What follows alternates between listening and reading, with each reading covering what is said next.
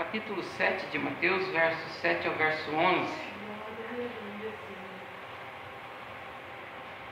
Dando continuidade ao assunto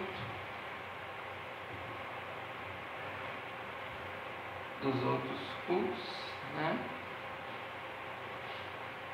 Está assim: pedi e dar-se-vos-á, buscai e achareis, batei e abrir-se-vos-á. Pois todo aquele que pede recebe, o que busca encontra, o que bate abrir-se-lhe-á. Ou, qual dentre vós é o homem que, se porventura o filho lhe pedir pão, lhe dará pedra? Ou, se lhe pedir peixe, lhe dará uma serpente? Ora, se vós que sois maus sabeis dar boas dádivas aos vossos filhos, quanto mais vosso Pai que está nos céus dará boas coisas aos que lhe pedirem. Amém? Muito bem, baseado nesses versos, nós queremos falar nesta oportunidade sobre o nosso relacionamento com Deus. Nós aprendemos sobre o relacionamento com nós mesmos, falamos sobre o relacionamento com o próximo, e para completar, nesse culto de discipulado e evangelismo, vamos falar do nosso relacionamento com Deus, que é fundamental para a nossa vida espiritual. E nós vemos diante desses versos, né, que entre nós e Deus precisa-se haver um relacionamento, porque Ele é o nosso Pai Celestial. Está bem esclarecido aqui, conforme Jesus mostra aqui, né? E Ele compara o relacionamento de um pai com seu filho, o pai que cuida do seu filho, que dá ao seu filho tudo aquilo que ele precisa, no nosso relacionamento com Deus, né? Que Deus também, assim como todo pai, e mais ainda do que todo pai, né? Porque o homem, ele é mau, e mesmo assim, ele faz o que pode pelo seu filho. Imagina Deus, né? Que é bom, benigno, maravilhoso e justo, né? Quanto mais Ele não vai cuidar de cada um dos seus filhos, né?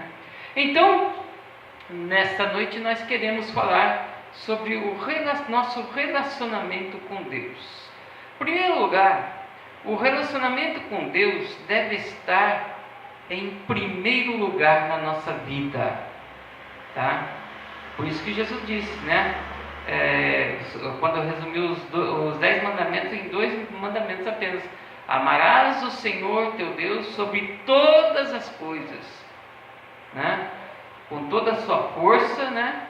E de todo o seu coração, e ao seu próximo como a si mesmo. Então, quando Jesus disse isso, Ele disse que o nosso relacionamento com Deus, ou seja, o nosso amor a Deus tem que estar acima de tudo, né? Depois vem o nosso próximo e depois vem a nós mesmos.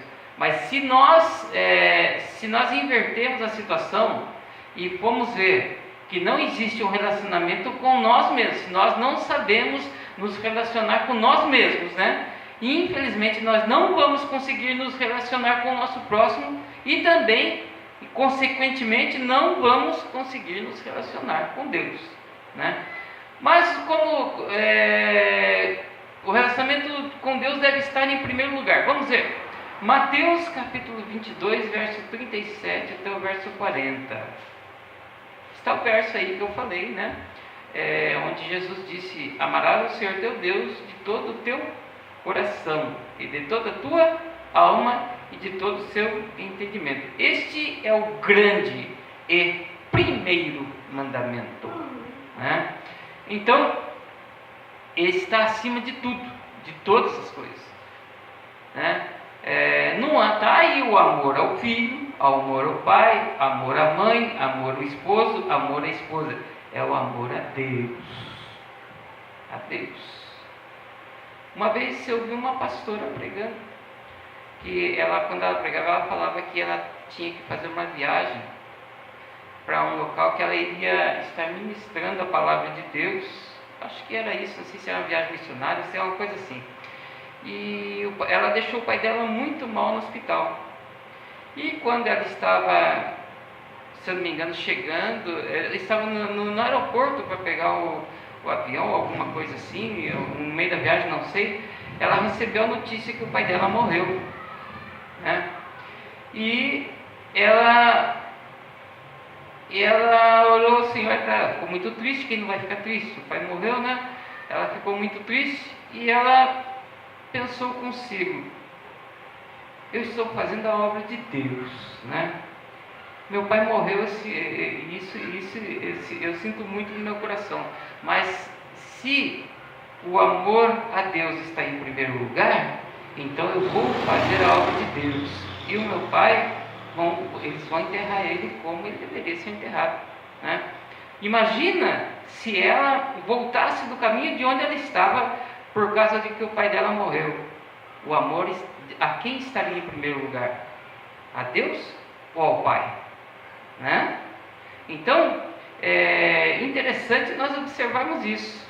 Só pensa assim, só pensa dessa forma a pessoa que realmente é convertida. Amém. A pessoa que realmente teve experiência com Deus. A pessoa que realmente obedece o primeiro e o grande mandamento, como disse Jesus. Amém? Segundo ponto. Nosso relacionamento com Deus, ele se concretiza através da oração.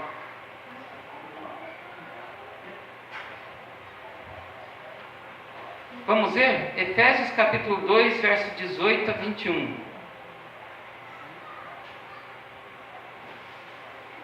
E a nossa oração precisa incluir todos os salvos por Cristo, né? Que tem acesso ao Pai. Efésios capítulo 2, verso 18 a 21. E Paulo fala bem claro aqui, note bem o que Paulo fala. Porque por ele ambos temos acesso ao Pai em um mesmo Espírito. Assim que já não sois estrangeiros nem forasteiros, nem concidadãos dos santos e da família de Deus, edificados sobre o fundamento dos apóstolos e dos profetas, de que Jesus Cristo é o principal pedra de esquina, na qual todo edifício bem ajustado cresce para templo santo do Senhor. O salmista, no capítulo 73, verso 28, diz: mas para mim, bom é aproximar-me de Deus. Nós vemos aí que o apóstolo Paulo, ele mostra, ele nos tipifica, mostra aí que todos nós, independente de idade, sexo, independente de nacionalidade, todos nós temos acesso ao Pai. Então cada um de nós podemos, como diz o escritor aos Hebreus, ter ousadia de chegar diante de Deus e falar com Deus abertamente, como nós falamos uns com os outros.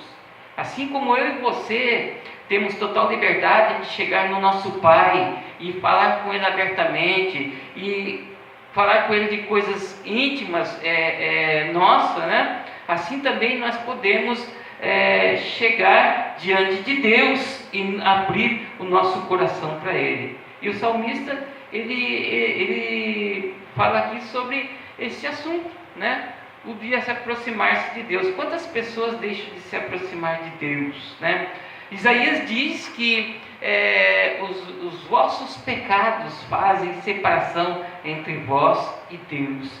Geralmente quando a pessoa ela vive numa vida desregrada, ela não sente facilidade nenhuma em se aproximar de Deus. Por quê? Porque o pecado faz separação entre a pessoa e Deus. Mas quando existe uma transformação por Cristo em nossas vidas, quando nós somos santificados, somos separados por Cristo e nós temos uma vida transformada através do Espírito Santo, nós temos total liberdade de chegar diante de Deus e falar com Ele abertamente sobre cada assunto que diz respeito à nossa vida, né? Então, através da oração, né, nós podemos chegar diante de Deus e principalmente, né, orar por todos os salvos que encontraram a salvação em Cristo Jesus. Amém? A oração também é um meio que Deus utiliza para desenvolver um relacionamento com cada um de nós. A oração não é só nós falarmos com Deus, mas é também o fato de nós ouvirmos a Deus. E Deus pode falar conosco de diversas formas. Ele pode falar conosco audivelmente em nossos ouvidos, Ele pode falar conosco dentro do nosso coração, Ele pode falar conosco através de uma outra pessoa, Ele pode falar conosco através das coisas que nós vemos, Ele pode falar conosco de diversas formas, né? Livro de Jeremias, capítulo 29, verso 11 ao verso 14. 29 de Jeremias, verso 11 ao verso 14.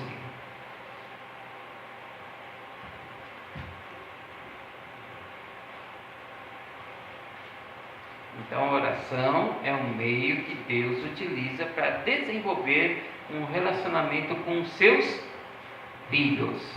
Por quê? Eu bem sei os pensamentos que tenho a vosso respeito, diz o Senhor.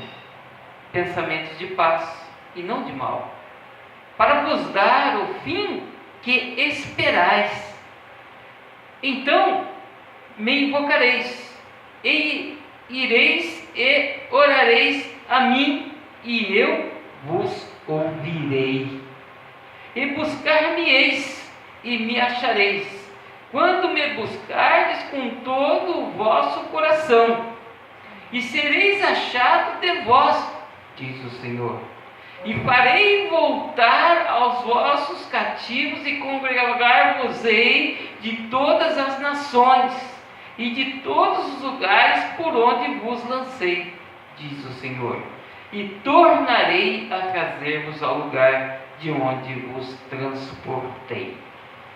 Aqui é Deus falando com o povo de Israel, né? Quando o povo de Israel haveria de enfrentar o cativeiro babilônico. E Deus, apesar do cativeiro babilônico ser uma forma de correção de Deus para os seus filhos, Deus promete aqui que, apesar de eles estarem no erro e de estarem sendo corrigidos nessa prova, né, Deus promete aqui que não vai deixar de ouvir as suas orações. A mesma forma é com cada um de nós. Todas as nossas orações, todas elas. Deus, Ele promete que vai estar sempre atento às nossas orações. E buscar-me-eis e me achareis, quando me buscardes de todo o vosso coração. Este é o segredo. Buscar a Deus de coração, né? Independente do que quer que seja, qual seja o motivo da oração, Deus está sempre prestes a nos ouvir. E esta é uma forma que Ele utiliza para se relacionar com cada um de nós. Amém? Outro ponto: desperdiçar a oportunidade de se relacionar com Deus é um atestado de decadência espiritual. E sabe por onde começa essa decadência espiritual? Começa pelo fato da pessoa negligenciar os momentos de íntima comunhão com Deus. E quando falo em momentos de íntima comunhão com Deus, é a oração de portas fechadas, né? Foi quando Jesus disse: quando orares, entra no teu quarto e fecha a tua porta e fala em particular com Deus, né? Então, quando nós negligenciamos, quando nós deixamos de orar a Deus, né? Nós deixamos de ter esse relacionamento, essa intimidade com Deus na nossa oração, aí começa a decadência espiritual. Vamos ver aqui o livro de Isaías, capítulo 59, verso 1 ao verso 4. Olha só o que diz o profeta Isaías. Foi o que eu disse agora há pouco. Eis que a mão do Senhor não está encolhida, para que não possa salvar, nem agravado seu ouvido, para que não possa ouvir. Mas as iniquidades fazem separação entre vós e vosso Deus, e os vossos pecados encobrem o seu rosto de vós, para que não vos ouça. Porque as vossas mãos estão contaminadas de sangue, e os vossos dedos de iniquidade, e os vossos lábios falam falsidade, e a vossa língua pronuncia perversidade. Ninguém há que clame por justiça, ninguém há que compareça em juízo pela verdade. Confiam na vaidade e falam mentiras, concebem o mal e dão à luz a iniquidade.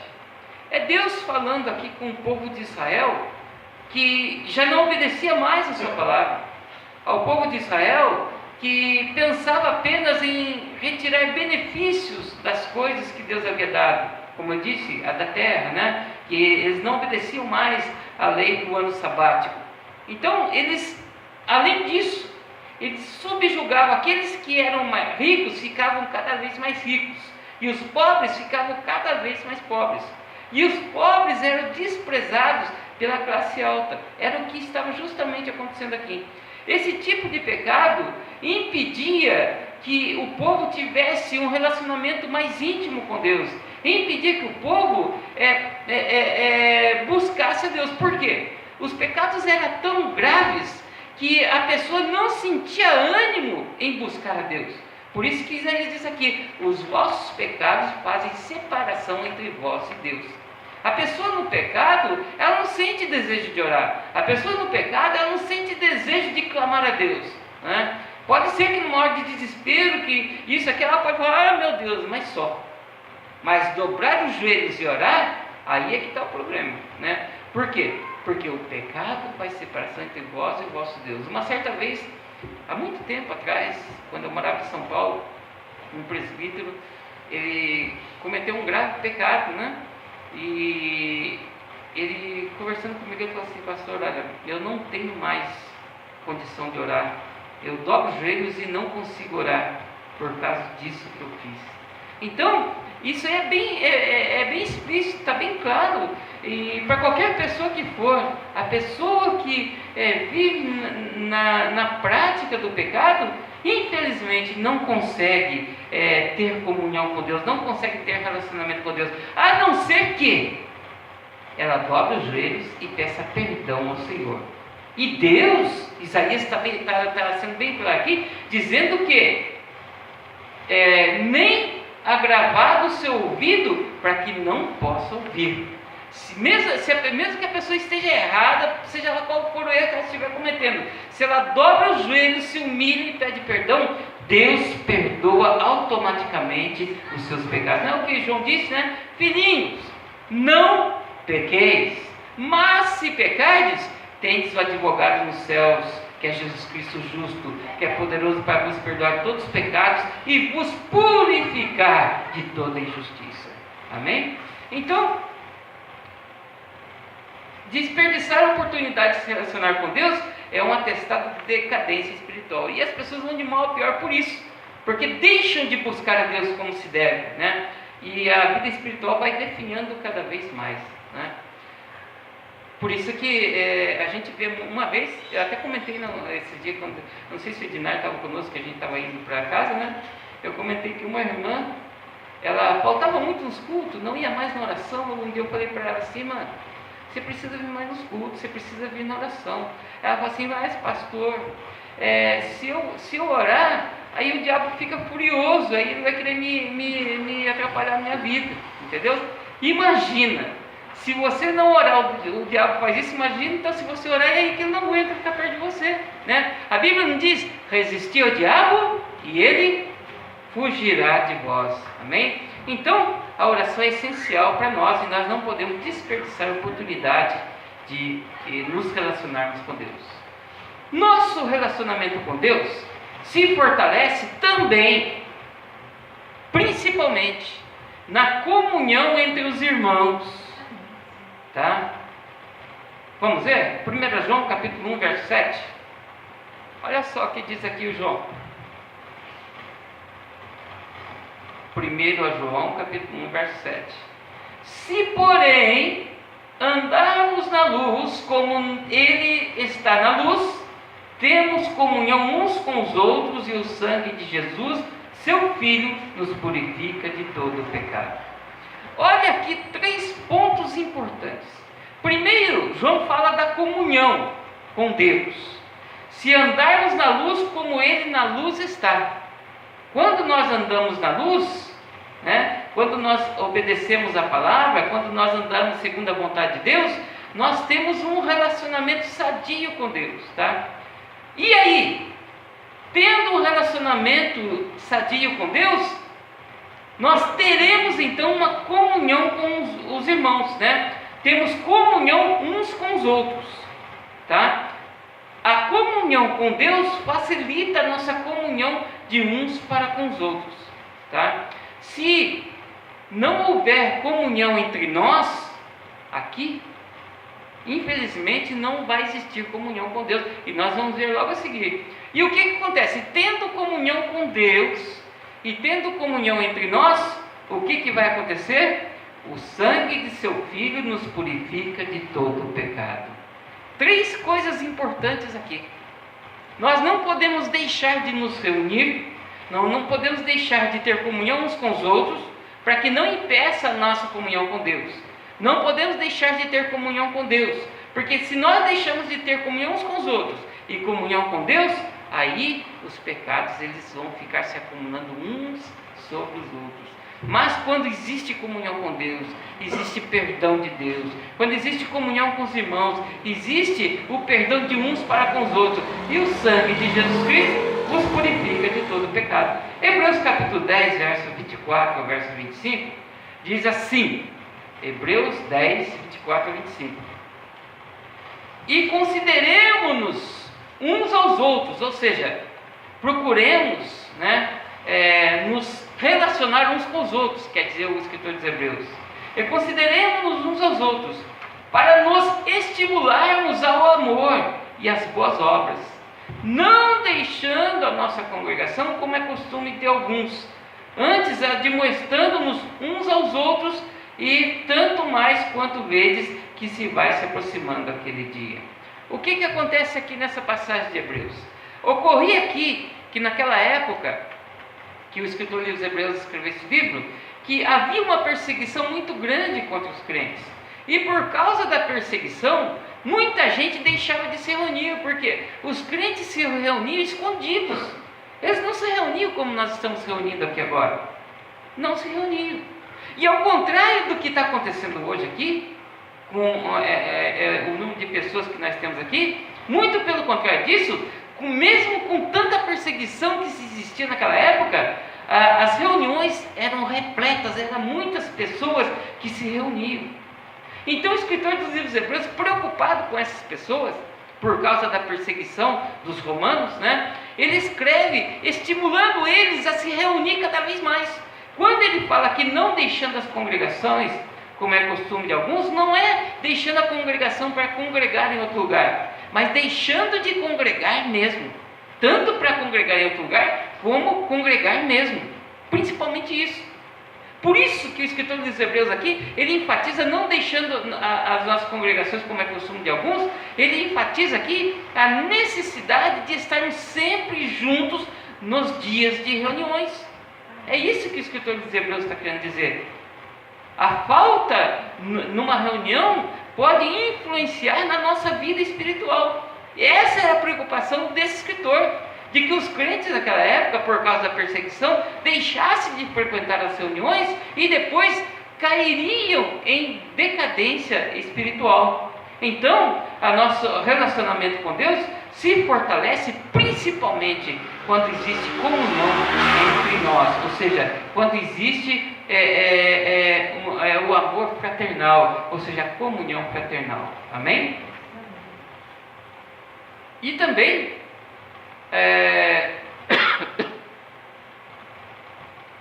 nosso relacionamento com Deus se fortalece também, desperta interesse dos que são do mundo, aqueles que não são da igreja. Por quê? Vocês vão ver João capítulo 13, versos 34 e 35. Por que o nosso relacionamento com Deus desperta interesse naqueles que estão no mundo? Olha só, João capítulo 13, versos 34 e 35. Diz assim Jesus: um novo mandamento vos dou, Jesus falando, que vos ameis uns aos outros, estimulando Jesus aqui a comunhão, para que nós nos amamos uns aos outros, como eu vos amei a vós, e também vós uns aos outros vos ameis. Não, nisto todos conhecerão que sois meus discípulos, se vos amardes uns aos outros. Veja que quando nós nos relacionamos uns com os outros, o que acontece? O amor de Deus flui através da igreja, através da congregação, como diz o escritor dos Hebreus. E quando esse amor de Deus flui em nosso meio, as pessoas no mundo lá fora veem isso. Está vendo? Olha, nisto todos conhecerão que sois meus discípulos. O mundo lá fora só vai reconhecer Jesus no nosso meio quando existir um bom relacionamento entre nós e com Deus. Amém? Um bom relacionamento com Deus está baseado principalmente na humildade. Tiago, capítulo 4, verso 7 ao verso 10. Tiago, capítulo 4, verso 7 ao verso 10.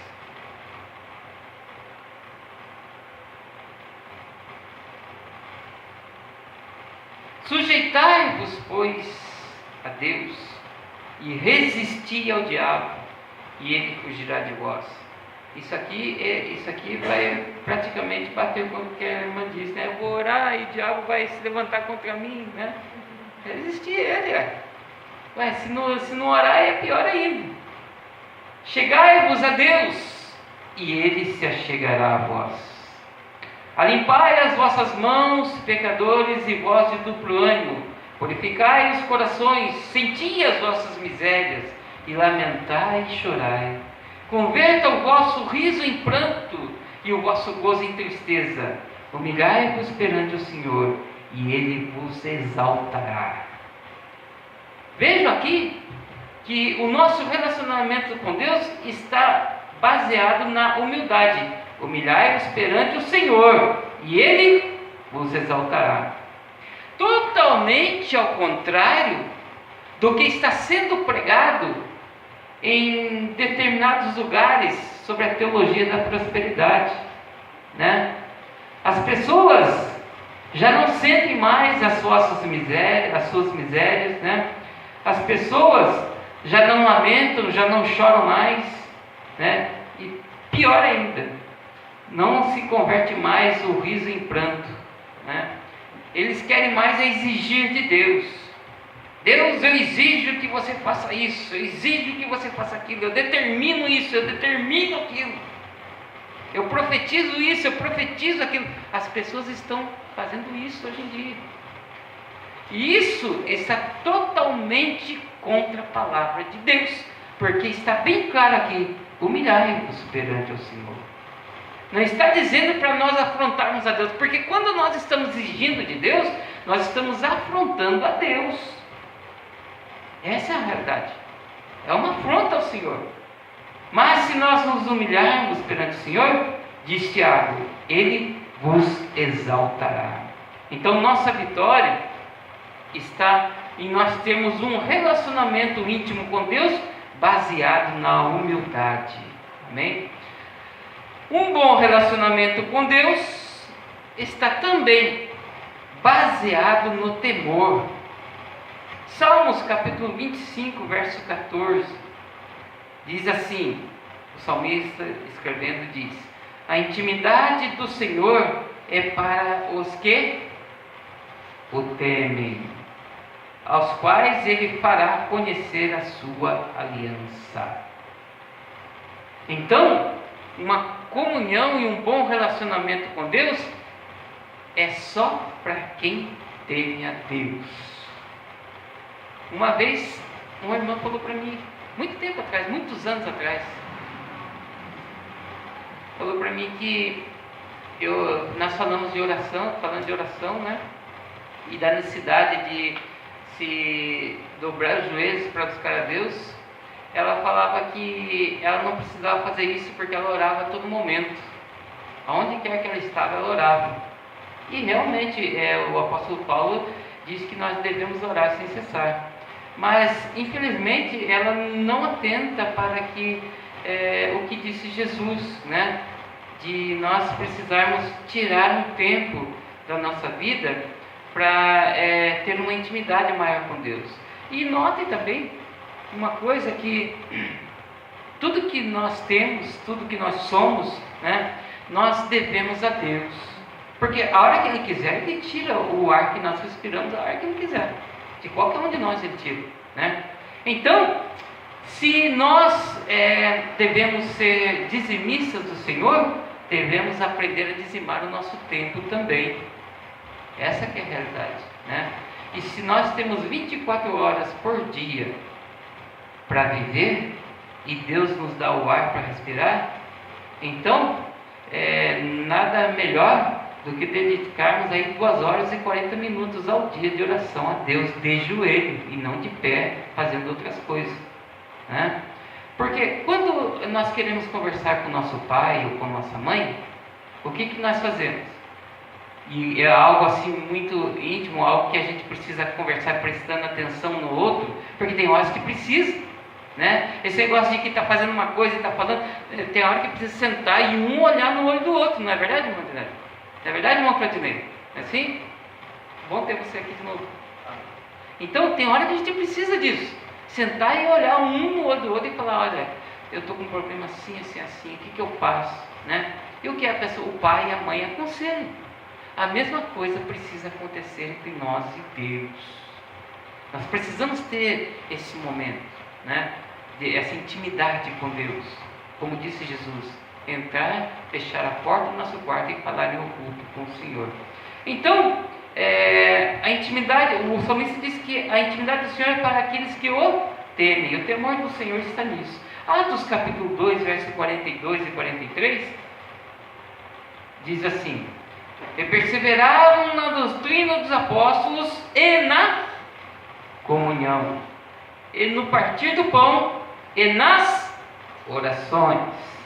E toda a alma havia temor, e muitas maravilhas e sinais se faziam pelos apóstolos. Vocês notaram aqui uma coisa? Por que não existe mais sinais e maravilhas no nosso meio? Não existe, porque não existe mais perseverança na doutrina, ou seja, não existe obediência à palavra. Não existe mais sinais e maravilhas em nosso meio, porque não existe mais comunhão na igreja. Dificilmente existe comunhão. Não existe mais sinais e maravilhas, porque além de não haver obediência, perseverança na comunhão e no partir do pão, não existe também perseverança na oração. E ainda pior, tá? Conforme diz aqui o escritor, o Dr. Lucas, no livro de Atos, naquela época havia, em toda a alma, havia temor. É por isso que não existe sinais e maravilhas no nosso meio. Por isso que não existe milagres, porque não tem mais temor de Deus nos corações. Os sinais e maravilhas precisam voltar a acontecer no meio da igreja. Mas não tem como. Como é que a gente vai abrir a cabeça da pessoa, vai enfiar na cabeça da pessoa, né? Que precisa haver obediência à palavra, que precisa haver comunhão, né? Que precisa haver perseverança na oração, que precisa haver temor de Deus. Não há como. O único que pode fazer é o Espírito Santo de Deus. Só Ele pode fazer isso daí, né? Porque a Bíblia diz que é o Espírito Santo de Deus que convence o homem do pecado, da justiça e do juízo, né? E a Bíblia diz que não é por força nem por violência, mas pelo Espírito de Deus. Por isso, esse pequeno grupo que aqui está, comparando aí com os 300 Gedeões, né? Hoje nós vamos tirar o período de oração. E a gente precisa orar nesse sentido. para que os sinais e maravilhas, os prodígios voltem a acontecer no seio da igreja. E precisamos, cada um de nós, eu preciso me conscientizar, né, que precisamos ser obedientes à palavra, precisamos perseverar na comunhão e no partir do pão, que precisamos perseverar na oração e que precisamos pedir a Deus para encher o nosso coração de mais temor. Porque se acontecer isso, os sinais e maravilhas vão acontecer no meio da igreja. E se acontecer isso, né, que vai acontecer que o povo lá fora vai ver que Jesus está em nosso meio. E como acontecia no livro de Atos dos Apóstolos, né? Deus vai acrescentar à igreja todos aqueles que hão de ser salvos. Amém? Deus... Oi, mãe? Amém. Vamos então dobrar os nossos joelhos. Nós vamos tirar um período de oração e estaremos encerrando logo em seguida o nosso culto, amém? Oremos aí pelos enfermos, né? Por aqueles que estão enfraquecidos. Pedir oração, irmã Márcia? Entre nessa oração da irmã Márcia, orar por ela, né? Que deve ser enfermidade, com certeza.